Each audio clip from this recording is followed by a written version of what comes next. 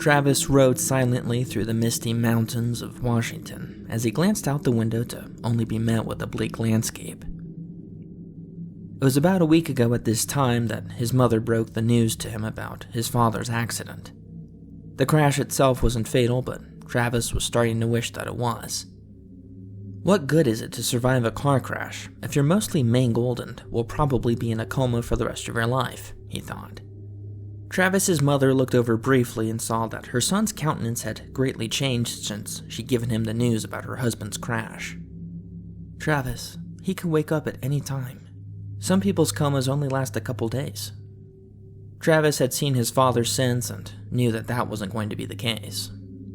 Jennifer, being the creative mother that she was, had to find a way to take her preteen son off such a horrible event. The school year would end in 2 weeks. However, she figured that since her son had perfect attendance and nearly perfect grades, that he could just skip straight into summer break. But this alone wouldn't solve anything. Travis would just mope around the house or play Xbox while his mental health would decline. Jennifer needed to get her son somewhere where he could be productive, but also around family to help cheer him up. She came up with a brilliant plan to send Travis to Dale. Dale was Travis's uncle, but also his father's fraternal twin. Not only was this a perfect idea for Travis to be around his favorite uncle, but Dale also worked as a forest ranger in one of the national parks in Washington. As fate would have it, Dale's intern for the summer was not able to renew his work visa in time, and thus he was left with an availability for a capable intern to assist him for the summer. When Jennifer called, Dale knew immediately that this would be a perfect solution to both of their problems. Travis loved Dale, but his father being in a coma trumped his excitement. Jennifer kept driving in the Washington countryside while trying her best to create a normal conversation rather than all the other talks about the crash that they've had in the past week. "So, you excited, bud?" she asked in a hopeful attempt to mend whatever feelings had been hurt from previous arguments. Travis paused and contemplated whether he wanted to continue fighting or just make up with his mother before he left for 2 months. "Not as excited as you," he replied coldly. "Travis, we talked about this. I'm not dumping you off to your uncle so I don't have to deal with you." Travis remained silent, feeling slightly guilty for taking his frustration out on the only person that was there for him. "You're right, Mom. I'm sorry," Travis chirped up a few minutes later, causing his mother to grab his hand and gave a light squeeze. "Your uncle tells me you're in for a big summer," Jennifer exclaimed while still focusing on the mountain highway. "Oh, really?" Travis responded, intrigued. "What do you mean? I thought you said he was like a forest cop or something." Jennifer chuckled at this. "Forest cop? Who told you that?" "Yeah, Dad would always call Dale that one forest cop." Jennifer and Travis both laughed, seeing how even in a coma, that his dad was still making them laugh. It was a brief and lighthearted moment that faded just as quickly as it started. But it was exactly what they both needed. A good note to end on, especially with all the hardships of the previous week. Jennifer pulled off the highway exit and continued down a few miles before arriving to the entrance of the National Forest. Out front, parked off to the side of the entrance, was a custom and lifted Jeep. Dale was standing out front, giving directions to a foreigner couple that were clearly tourists. Travis and his mom parked the vehicle in the closest available parking spot and walked over to Dale, who was still struggling to give directions due to an obvious language barrier. Eventually, the conversation ended, and Dale was able to properly greet his nephew and sister-in-law. "Whoa, there he is," Dale said excitedly, while messing up Travis's hair. Travis gave a sheepish smile as he was still not exactly excited that his whole summer of playing video games had been forfeited to being out in the woods with his uncle. "This will be great. This will be even better than scout camp. What rank are you again?" Dale said, unaware of what happened last fall. Jennifer gave an uncomfortable smile and responded, "Travis is no longer in the scouting program. There was an..." She paused, trying to think of the best way to put it without reminding Travis of the horrors he endured in that cabin. "An incident. But we're past that now. Right, Travis?" A brief thought of Travis's scoutmaster screaming for help entered his mind, but quickly faded. "Yeah, Yeah, I'm over Scouts, Travis lied. Dale nodded reassuringly. Well, that's okay. There's still a lot of great things you can do out in the woods that I can teach you. Travis forced a smile and hugged Dale. Why don't you load your stuff up in the Jeep and I'll show you where we'll be staying for the summer. Dale then hugged Jennifer and reassured her that things were going to be okay. Hey, Gary's a strong guy. He's gonna pull through, Dale whispered to Jennifer as Travis was out of earshot, trying to retrieve his bags. Jennifer's eyes began to swell with tears. I'm not so sure about that, Dale, Jennifer responded while pulling away from the hug and making her way back to Travis, giving him one last hug before hopping into her car and driving off. Travis and Dale shared an awkward moment before they both jumped into the Jeep and made their way into the forest. The long drive in the beautiful forest helped Dale and Travis get reacquainted. By the end of it, they were telling jokes and singing out loud to classic songs that they both enjoyed. Eventually, Dale pulled up to the front of the ranger station, which was a sizable cabin-like structure, but oddly enhanced in a way that looked like it could handle military combat. Out front were other ranger jeeps, and occasional rangers entering or exiting the station. Wait here, bud, Dale said while jumping out of the doorless jeep and entering the station. Travis couldn't help but notice the sheer size of the forest and all the beauty inside. It had been a while since he had been in the woods and forgot how beautiful it was to be back. While Travis was admiring the scenery, one of the tourists of the park approached Travis in the jeep. Hey, how do I report something to you guys? The middle-aged man requested from Travis before seeing that he was clearly a preteen. Oh, sorry. I need to speak to a ranger. Unsure of what to do, Travis said that my uncle could probably help you. He should be out in any second. Sure enough, Uncle Dale exited the station with 2 ice cream cones and a smile on his face. We got the machine working again, Dale said while licking the ice cream. Dale handed a cone to Travis and the tourist piped in. Hey, how can I report something to you guys? The worried tourist inquired. Dale was doing his best to not spill his ice cream in the Jeep and said, Oh, sure thing. You can follow an official report inside the station. Ask for Barbara. She's the nice one. Just curious, what's going on? The man had already started walking towards the station when he stopped to talk to Dale. Yeah, we've been having issues of people coming into our campsite at night. We're in a trailer, so we aren't exactly in danger, but I don't want people stealing our stuff from our campsite. Are you sure it's not an animal or something? Have you seen anyone come into your campsite? The tourist paused for a moment. I haven't seen anyone, but we can hear people talking right outside our camper. We don't understand what they're saying, but it's definitely a person. How strange. Well, definitely file a report and I'll keep my eyes open. Dale smiled as he continued with his ice cream and started up the Jeep. Dale and Travis continued their way deeper into the forest as Dale filled in Travis on what to expect this summer. So, technically, you're not allowed to stay in the ranger station since you're not a ranger, but I was able to pull some strings and I volunteered us for fire watch duty. Meaning that you and I get to stay in the fire tower, Dale said with excitement. Travis could feel a smile creep across his face as he always wanted to go inside one. It is fire season, so we'll have to actually keep an eye out for any blazes in the area, but most of the trees are fairly green, so we shouldn't have anything to worry about. Travis paused as he wanted to phrase his next question the best way he could. Dale, have you ever experienced anything weird in the woods before? Travis said nervously. Oh, of course. There was that one time an elderly couple got really high off of shrooms and went streaking in the forest. That was plenty weird. Travis nearly spat out his ice cream as the response caught him off guard. Both of them shared a laugh as they pulled up to the base of the gargantuan fire tower. Here we are, Dale said while putting the Jeep in park.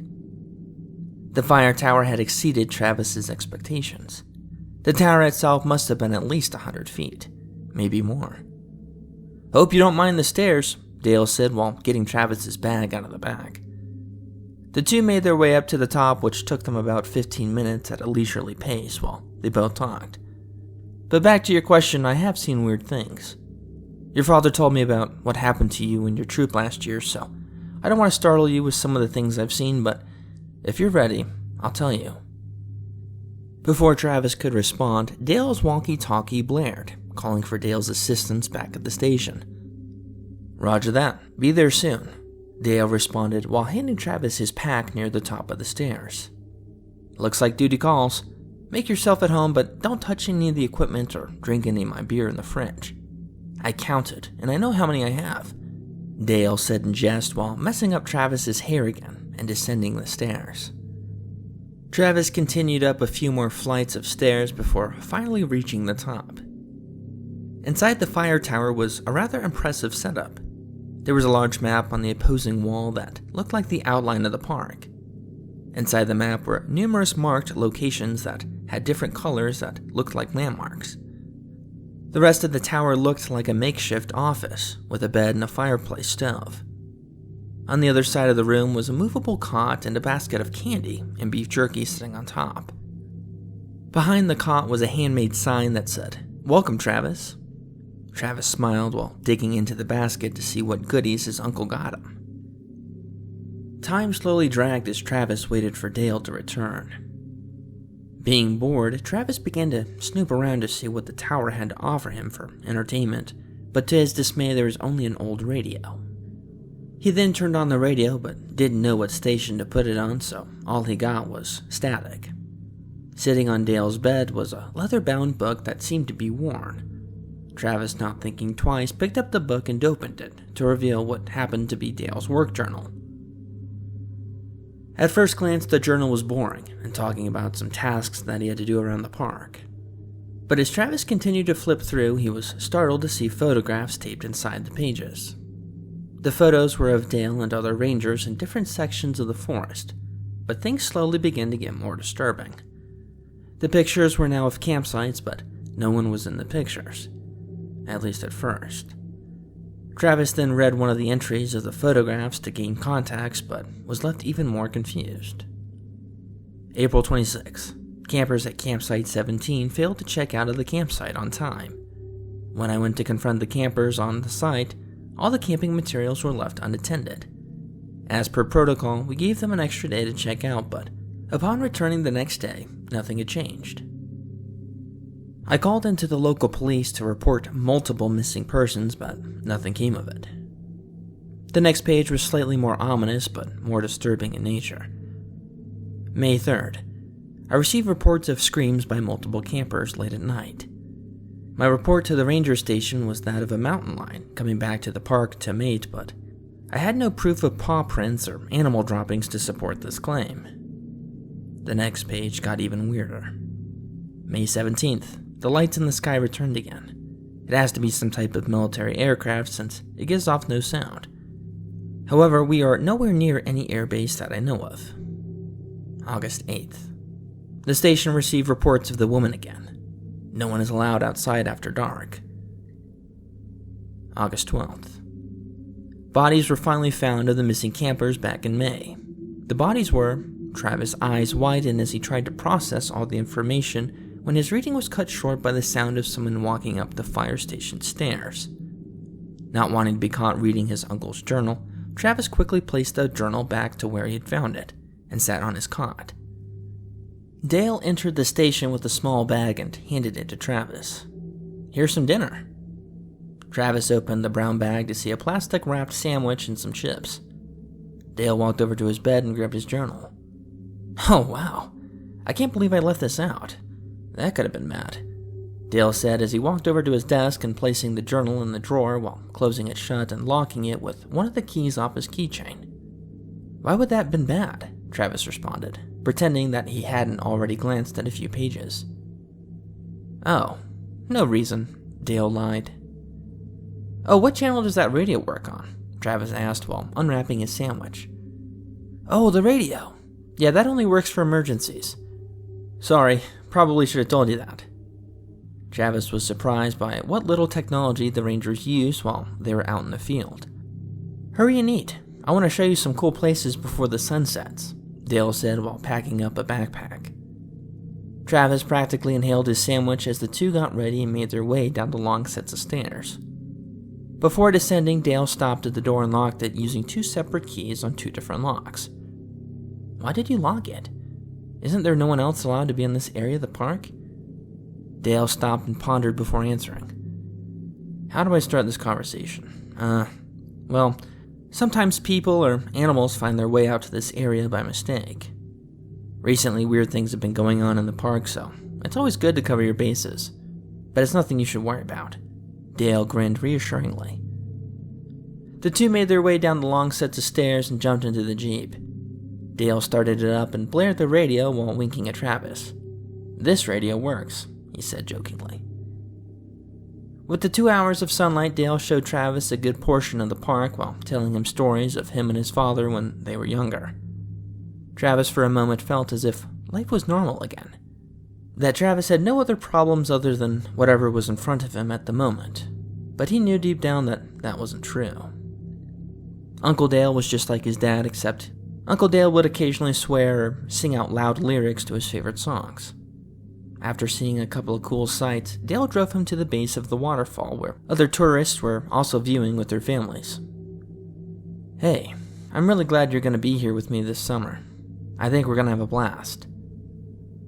Do you remember how you asked me if I'd seen anything strange? Well, as a matter of fact, I have. Listen, I'm not trying to scare you, but this park is different. Different than the other ones. We have special sets of rules that even I need to follow in order to be safe. The biggest one is that no one is allowed outside after dark. Make sure you stay on established trails, don't go into unknown caves, and, the usual stuff. Also make sure at night don't pay attention to anything that happens outside.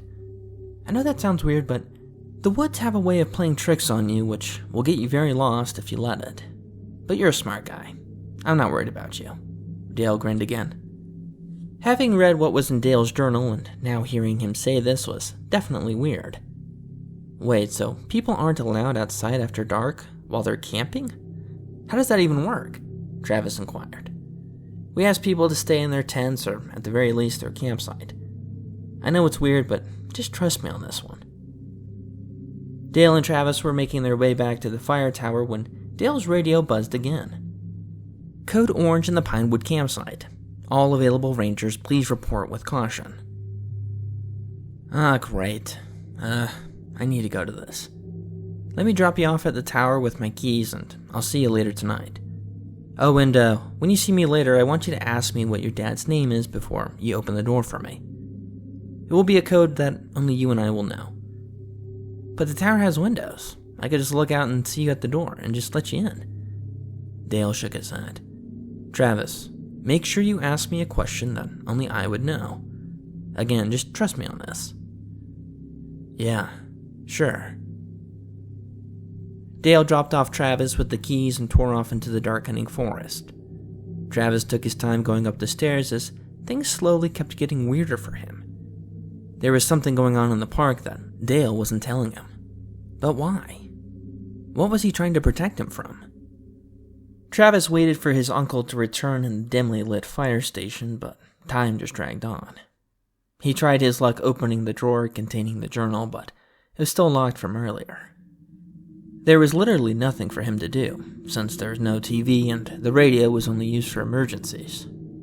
Eventually he heard footsteps climbing the fire station steps, and sure enough he heard a knock at the door. The forest was now dark, and all the internal lights of the station created a mirror effect on the windows, making it only reflect what was inside rather than allowing Travis to see out. Travis instinctively began unlocking the door when he heard his uncle's voice from the other side. Wait, ask me a question first, Dale yelled, slightly muffled from being outside. Oh, yeah, right. What's my dad's name? Dale instantly answered, Gary, and Travis opened the door. Dale walked in with wet hair and a different outfit rather than his ranger's uniform. That was a messy call. I had to take a shower afterwards at the station, Dale chuckled. Sorry for leaving you for so long. Turns out the code orange was more like a code red, and we had to get the police involved, but it should be fine now. Oh, well, what was the problem? Travis inquired. Dale paused as he realized that he didn't think of a good cover story for what actually happened. Well, someone tried lighting one of the bathrooms on fire. It's probably just some protesters or something. Dale lied poorly. Anyways, I managed to steal this from the break room at the ranger station. Dale plopped down an old box of Monopoly and a couple of root beers. I thought this would be fun to play. Travis smiled as he loved a good board game. After a couple of hours of playing, both Dale and Travis agreed that it was way past bedtime. Both of them fell asleep quite quickly since they were both exhausted, but for some reason, Travis woke up a few hours later. The light inside the fire station was still on, giving the room a warm orange glow, and Dale was asleep facing the wall. Travis stretched as he tried getting comfortable again when he heard a slight tapping on the window near the door. It was probably some type of bug or a moth being attracted to the only light in the forest. As Travis glanced around before closing his eyes again, he saw the side of Dale's bed, his journal laid next to it. This might be the only chance. Travis crawled over to the journal and picked it up while still laying on the ground. Travis flipped back to August 12th to finish what he was originally reading. We found the bodies from the missing campers back in May, and I wish we hadn't. All the bodies were found by a poor old couple who had gotten lost and stumbled across them. The 5 missing campers were decapitated and hanging upside down a good ways up into the trees. The worst part of this was that they were all missing most of their skin. Identifying the bodies would be incredibly difficult. The police were of no help as their investigation consisted of 2 officers asking some of the campers a few questions, but that was it. No follow-up or anything. Me and the other rangers have been uneasy since. August 23rd. More campers had been found, but this time in their camper. It was only 2 people this time, but a similar result. Both heads were missing, but their skins on their bodies were mostly intact. Attached to the journal entry was a poorly taken photo of inside the camper and of the 2 bodies. August 25th. The lights in the sky came back, this time much closer. Again, me and the other rangers are baffled by the lack of noise these aircraft make. Could there be a connection between the killed campers and the lights? September 7th. Some of the rangers have been acting strange. I have caught a few of them just standing in the middle of the forest and staring at nothing. Has the job gotten to them, or are they just high at work? September 23rd. Someone found the altar and reported it to the station. When arriving to the alleged scene of the altar, it had moved again. That would explain the murders. Make sure to find it and burn it before more people get hurt. October 7th. I saw one of them. I forgot what they looked like, but now I'll never forget. I made sure to notify the camp nearest where I saw it and had them relocate their campsite. I probably saved their lives. Why are they coming so close to us in the forest? Travis was filled with fear and questions. The light tapping had ceased, but a knock had replaced it. A chill went down his spine as he dropped the journal and shot up to see who was knocking at the door. The light inside still created the mirror effect, so Travis paused and flipped the lights off to see who was at the door. Once the lights were off, Travis took a second for his eyes to adjust to the darkness before he was able to make out a small outline of a figure standing at the door. Before Travis could alert his uncle, the figure spoke to him from outside. "He knows you're here. You should have never came back to the woods." Travis stood petrified, as he knew exactly who the figure was referring to. That's impossible. That happened hundreds of miles away. There's no way he followed me this far. Behind Travis grumbled Dale, still half asleep. "Who are you talking to?" Causing Travis to nearly jump out of his skin. "There's a person at the door," Travis whispered. Dale shot up and went to the desk and pulled out a pistol, and by the time he got to the door, the figure was gone. Dale opened the door and checked the stairs before coming back in frantically. "Did you get a good look at the figure? Was it a person, or was it something else?" "Did you talk to it?" Dale asked. "I only saw an outline, and I may have said a few things to it." Dale paused and looked at the stairs again. "Did the outline at least look human?" "Yeah. If I had to guess, it looked like the shape of an old woman with crazy hair." Dale let out a sigh of relief. "Thank goodness. Well, what did she say?" Travis paused as he uncovered painful memories of his scout troop and running away from the Skinwalker that had killed both his scoutmasters. "I think something might have followed me here," Travis whispered. "I don't know exactly what it is or how to kill it, but it can change shapes." Dale paused. He then walked over to his desk and wrote on a piece of paper and handed it to Travis, with a single word on it while putting his fingers to his lips. The paper read, "Skinwalker?" Travis nodded. Dale began to panic. "Ah, great. What time is it?" Dale checked his watch.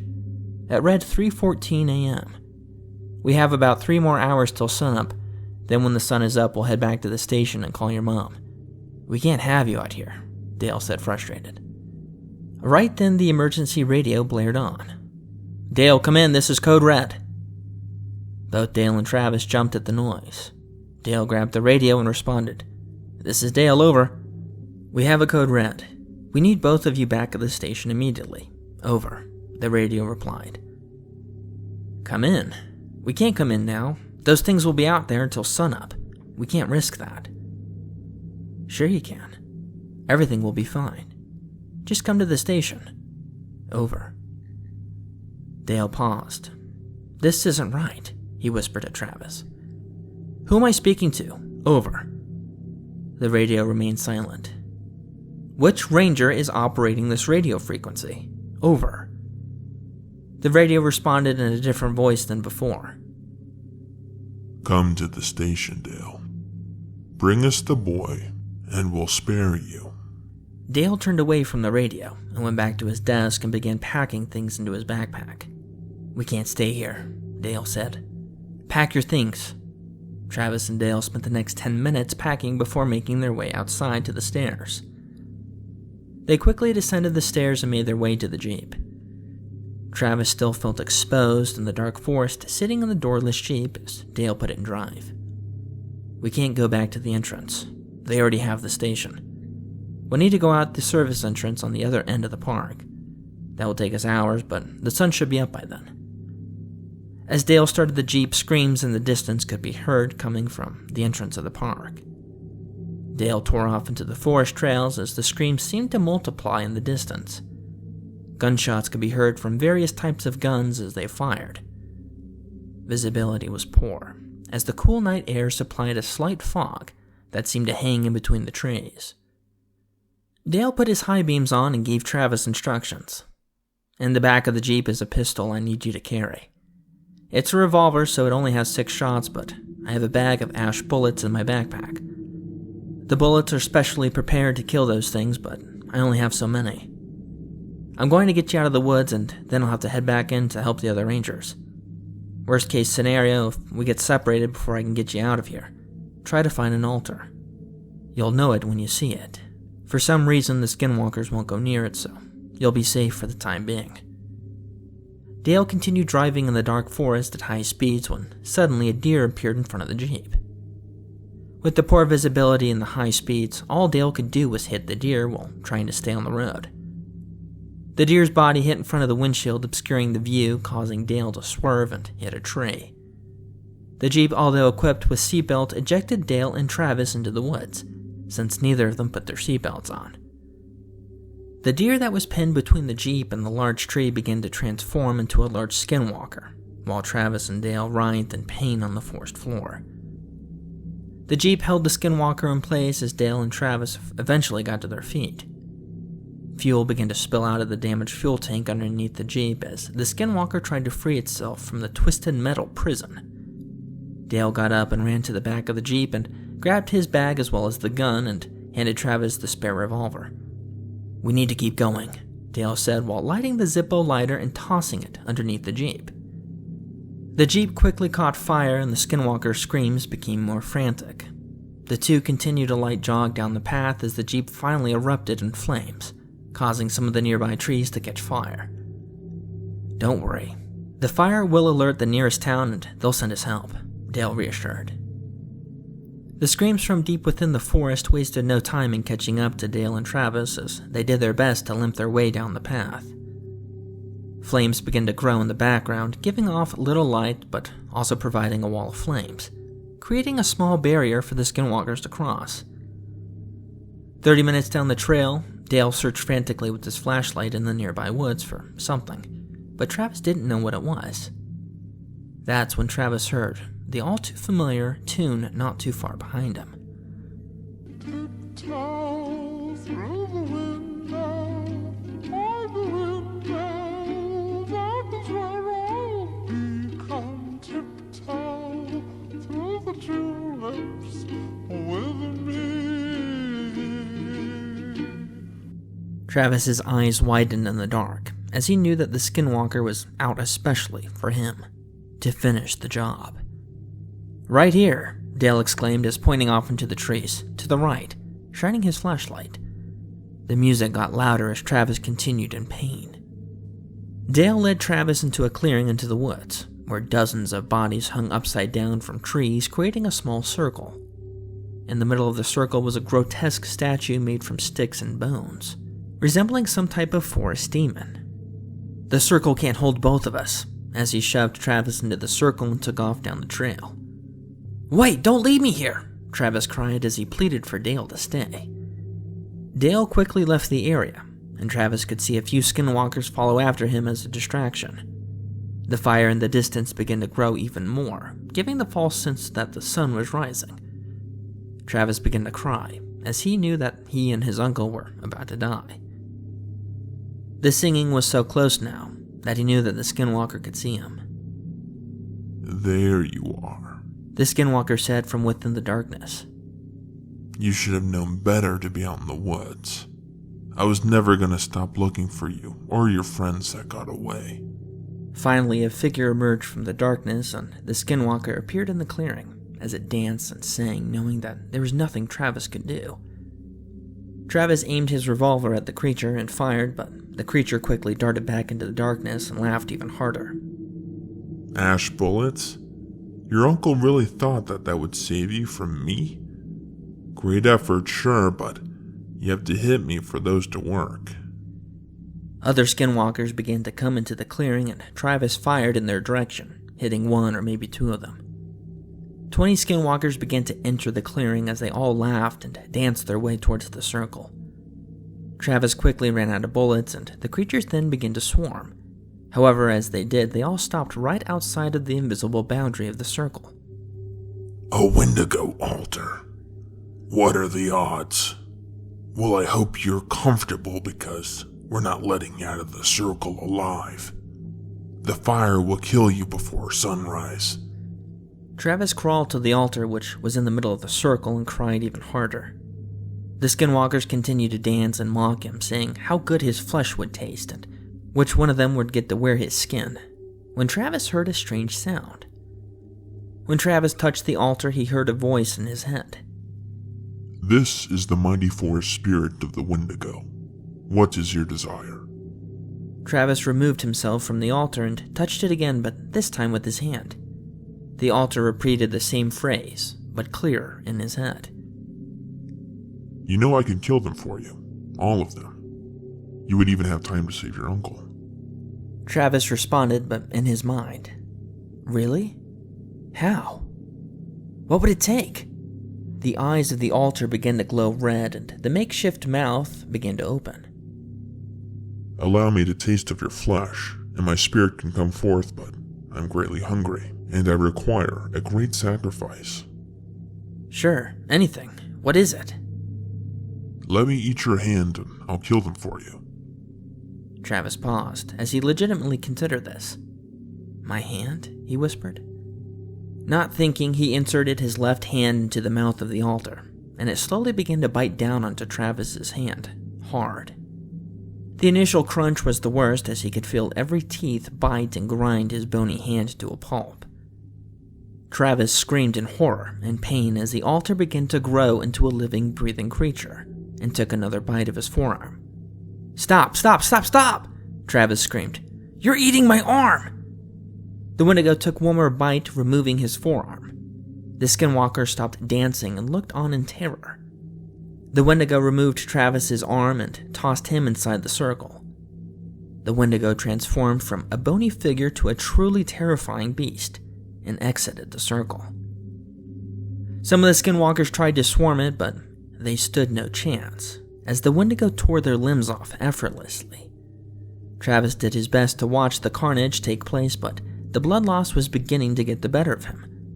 The last thing he saw was the Wendigo gouging the eyes of the Skinwalker that killed some of the Boy Scouts before he blacked out. Travis woke up a few days later, but was no longer in the forest. Instead, he was in a fluorescent white hospital room. What remained of his arm ached, as well as most of his body. Once he awakened, a small alarm notified the nurse, which quickly entered the room to check up on him. Accompanied with the nurse was his mother and 2 men in suits. The mother quickly rushed over to the bed and hugged him as she began to cry. "I can't believe what happened to you. Are you okay?" Travis tried his best to speak, but his lungs hurt when he tried to talk. "Why does it hurt to breathe?" Travis asked. "Honey, they found you in the middle of that awful fire. It's a miracle you survived." "Where's Uncle Dale? Is he okay?" Jennifer looked at him with sad eyes. "He still hasn't been found yet, but I'm sure he's okay. I do have good news for you. Your father, he woke up yesterday, and he asked for you. He wants to see you once you feel up to it," she said. "Sure thing, Mom," he said with slight pain. The nurse escorted the mother out of the room, and the 2 men in suits remained. One of the men closed the door and took a seat close to Travis's bed. "Hey, there you are, sport. You're quite a fighter," the agent said with a slight chuckle. "Where are my manners? I'm Agent Johnson, and this is my partner, Agent Borsky. We just got assigned to this case you're involved with. Does Operation Wendigo mean anything to you?"